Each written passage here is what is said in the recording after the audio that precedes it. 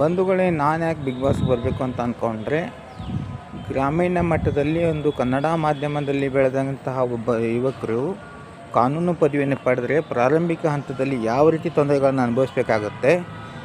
ಹಾಗೂ ಇವರಿಗೆ four fathers ಅಂದರೆ ಗ್ರ್ಯಾಂಡ್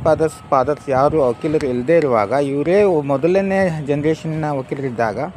ಯಾವ ರೀತಿ ತೊಂದರೆ ಪಡಬೇಕಾಗುತ್ತೆ ಮತ್ತು ಇದರ ಮರ್ಮವೇನು ಅನ್ನೋದನ್ನು ಬಿಗ್ ಬಾಸಲ್ಲಿ ನಾನು ಅರ್ಥೈಸುವ ಪ್ರಯತ್ನ ಮಾಡುವ ಉದ್ದೇಶದಿಂದ ಬಿಗ್ ಬಾಸ್ ಬರಲು ಪ್ರಯತ್ನ ಮಾಡ್ತಿದ್ದೇನೆ. ಬಂಧುಗಳೇ, ವಿಷಯ ಏನು ಅಂತ ಹೇಳಿದ್ರೆ, ನಾನು ಹಾವೇರಿ ಜಿಲ್ಲೆ ಹಾನಗಲ್ ತಾಲೂಕು ಬೊಮ್ಮನಹಳ್ಳಿ ಗ್ರಾಮದ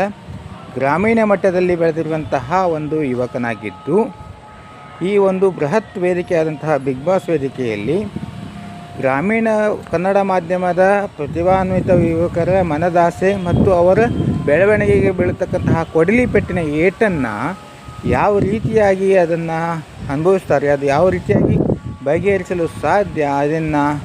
ಸಮಾಜದ ಗಮನಕ್ಕೆ ಮತ್ತು ಸಮಾಜದಿಂದ ದೂರ ಉಳಿದಂತಹ ನನ್ನಂಥ ಅನೇಕ ಸಾವಿರಾರು ಕೋಟಿ ಕನ್ನಡ ಮಾಧ್ಯಮದ